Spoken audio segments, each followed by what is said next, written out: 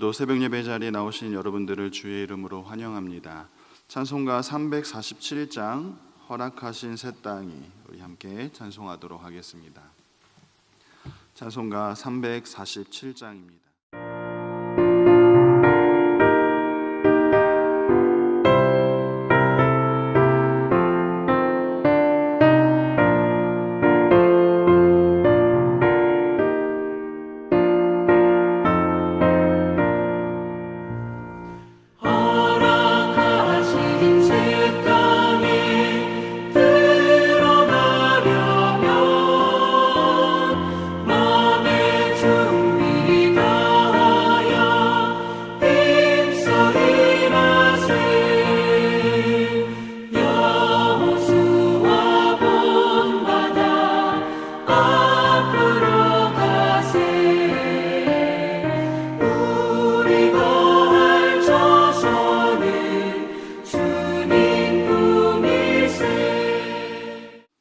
이 시간에 함께 나눌 말씀은 히브리서 4장 1절부터 16절 말씀입니다.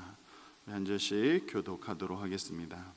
그러므로 우리는 두려워할지니 그의 안식에 들어갈 약속이 남아있을지라도 너희 중에는 혹 이르지 못할 자가 있을까 함이라. 그들과 같이 우리도 복음 전함을 받은 자야 들은 바 그 말씀이 그들에게 유익하지 못한 것은 믿음과 결부시키지 아니함이라. 이미 믿는 우리들은 저 안식에 들어가는도다. 그가 말씀하신 바와 같으니 내가 노하여 맹세한 바와 같이 그들이 내 안식에 들어오지 못하리라 하셨다 하였으나 세상을 창조할 때부터 그 일이 이루어졌느니라. 제7일에 관하여는 어딘가에 이렇게 일렀으되 하나님은 제7일에 그 모든 일을 쉬셨다 하셨으며 또다시 거기에 그들이 내 안식에 들어오지 못하리라 하였으니 그러면 거기에 들어갈 자들이 남아있거니와 전함을 먼저 받은 자들은 순종하지 아니함으로 말미암아 들어가지 못하였으므로 오랜 후에 다윗의 글에 다시 어느 날을 정하여 오늘이라고 미리 이같이 일렀으되 오늘 너희가 그의 음성을 듣거든 너희 마음을 완고하게 하지 말라 하였나니 여호수아가 그들에게 안식을 주었더라면 그 외에 다른 날을 말씀하지 아니하셨으리라. 그런즉 안식할 때가 하나님의 백성에게 남아있도다. 그럴 자들은 하나님이 자기 일을 쉬신과 같이 그도 자기 일을 쉬느니라. 그러므로 우리가 저 안식에 들어가기를 힘쓸지니 이는 누구든지 저 순종하지 아니하는 본에 빠지지 않게 하려 함이라. 말씀은 살아있고 활력이 있어 좌우에 나에선 어떤 검보다도 예리하여魂과 영과 및 관절과 골수를 찔러 쪼개기까지 하며 또 마음의 생각과 뜻을 판단하느니 지으신 것이 하나도 그 앞에 나타나지 않음이 없고 우리의 결산을 받으실 이의 눈앞에 만물이 벌거벗은 것 같이 드러나느니라. 우리에게 큰 대제사장이 계시니 승천하시니 곧 하나님의 아들 예수시라. 우리가 믿는 도리를 굳게 잡을지어다. 우리에게 있는 대제사장은 우리의 연약함을 동정하지 못하실 리가 아니요 모든 일에 우리와 똑같이 시험을 받으신 이로되 죄는 없으시니라. 그러므로 우리는 긍휼하심을 받고 때를 따라 돕는 은혜를 얻기 위하여 은혜의 보좌 앞에 담대히 나아갈 것이니라. 아멘. 이 시간 안식에 들어가기를 힘쓸지니 라는 제목으로 함께 말씀 나누고자 합니다. 초대교회 성도들 중에는 여러 핍박과 환난 속에서 기독교 신앙을 버리고 떠나려 하는 사람들이 있었습니다. 이러한 초대교회의 히브리인 성도들에게 믿음의 권면과 또 믿음의 확신을 주기 위한 편지가 바로 이 히브리서입니다. 오늘 본문에서도 히브리서 기자는 특별히 환난과 고난 속에 있는 성도들에게 이 하나님의 약속을 다시 한번 말씀하면서 큰 위로를 주고 있습니다. 그 약속이 무엇입니까?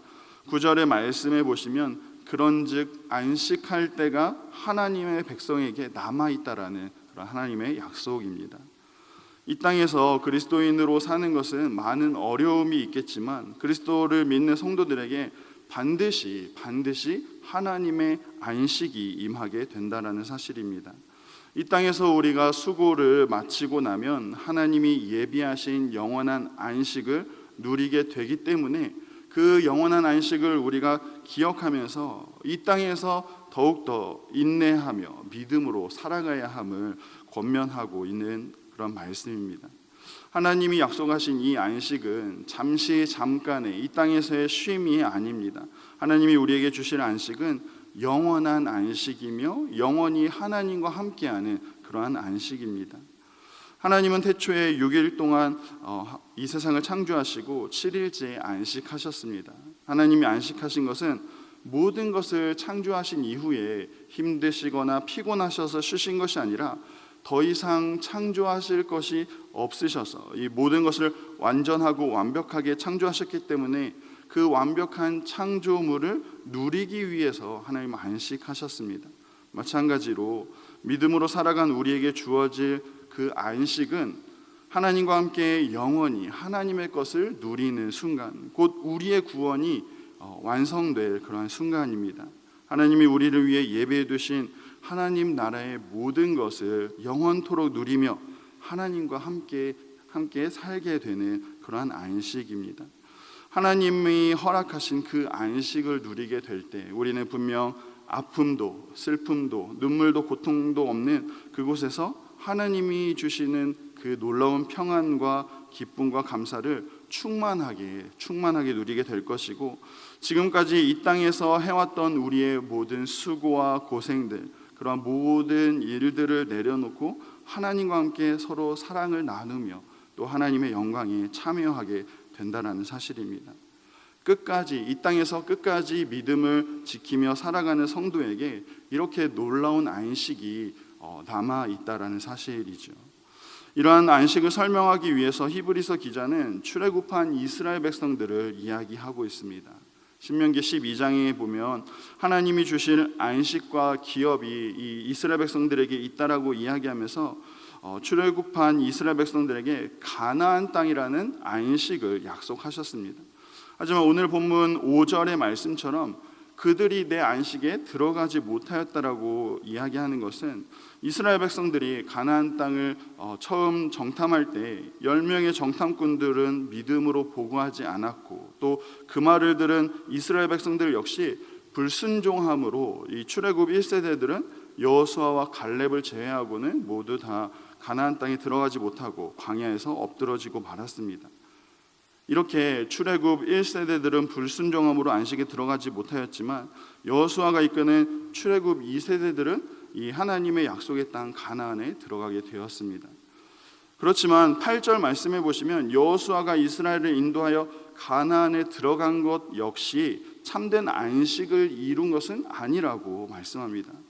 히브리서 기자는 만약 그것이 참된 안식이었다면 다른 안식에 대해서는 약속하지 않았을 것이지만, 이후에 다윗은 시편 95편의 말씀을 통해서 이후에 안식을 누리게 될 그날을 오늘이라고 이야기하면서 오늘 너희가 그의 음성을 듣거든 너희 마음을 완고하게 하지 말라고 이렇게 말씀하고 있다라는 것입니다.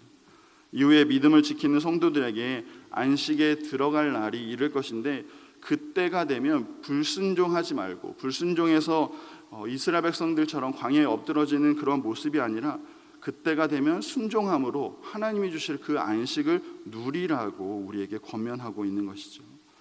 이처럼 하나님의 백성에게 주어질 참된 안식의 날이 아직 우리에게 남아있다라는 사실이고, 그렇기 때문에 이 땅에서 우리가 비록 고난과 환난 속에 살아가고 있을지라도 우리에게 주어질 그 안식을 기대하고 기다리면서 그 안식의 날을 소망하면서 그 안식에 들어가기를 힘쓰라고 권면하고 있는 것입니다. 그렇다면 우리가 이 안식을 누리기 위해서 힘써야 할 것이 무엇입니까? 오늘 1절과 2절 말씀을 다시 한번 보시면 안식에 들어갈 약속이 남아있을지라도 그 약속에 이르지 못할 자들이 있는데, 그들은 복음을 들어도 믿음에 결부시키지 못한 자들이라고, 복음을 듣고 믿음으로 반응하지 않는 자들이라고, 그러한 자들은 결국 안식에 들어갈 수 없다라고 말씀하고 있습니다. 11절 말씀에서도 우리가 저 안식에 들어가기를 힘쓸지니 이는 누구든지 저 순종하지 아니하는 본에 빠지지 않게 하려 함이라 말씀합니다.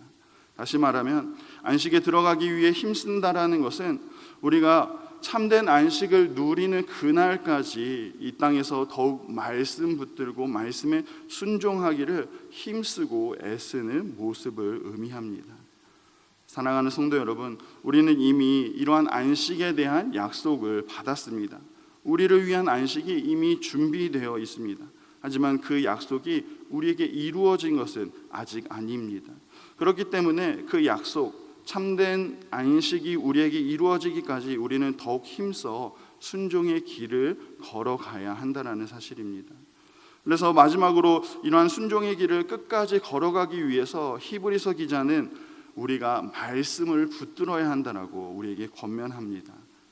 히브리서 기자의 말씀처럼 말씀에는 능력이 있습니다. 우리를 참된 안식으로 인도하는 능력이 있고 우리의 삶을 변화시키는 능력이 있습니다. 이 말씀에는 넘어진 우리를 일으킬 능력이 있으며 또 고난 중에도 기뻐하게 만드는 그러한 능력이 있습니다. 이 땅에서 수많은 유혹들이 있지만 그러한 유혹을 견디게 하는 능력이 있으며 또 우리를 끝까지 믿음으로 살게 하는, 믿음으로 승리하게 만드는 그런 능력이 말씀 안에 있다는 것입니다. 하나님의 말씀은 살아있고 활력이 있기 때문에 어떤 날성검보다도 예리하여서 우리의 혼과 영과 또 관절과 골수를 찔러 쪼개기까지 하고 우리의 마음과 생각과 뜻을 판단하기 때문입니다. 사랑하는 성도 여러분, 이 시대를 살아가는 우리에게도 동일하게 많은 환난과 시련, 많은 유혹들이 있습니다. 이 시대는 특히 믿음을 잃어버리기 너무나 쉬운 그러한 시대이고 믿음을 지키기 어려운 그러한 시대를 우리가 살아가고 있습니다. 이러한 시대에 살아가는 우리에게 히브리서 기자가 동일하게 권면하는 것은 오늘 말씀으로 돌아오라는 것입니다. 우리를 변화시키기에 충분한 이 말씀 앞으로 또 모든 능력의 근원이 되는 이 말씀 앞으로 다시 나아오라고 권면하고 있습니다.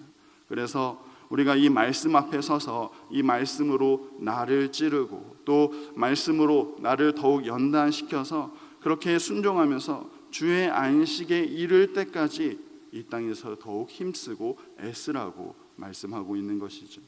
사랑하는 성도 여러분, 이처럼 말씀에는 분명한 능력이 있습니다.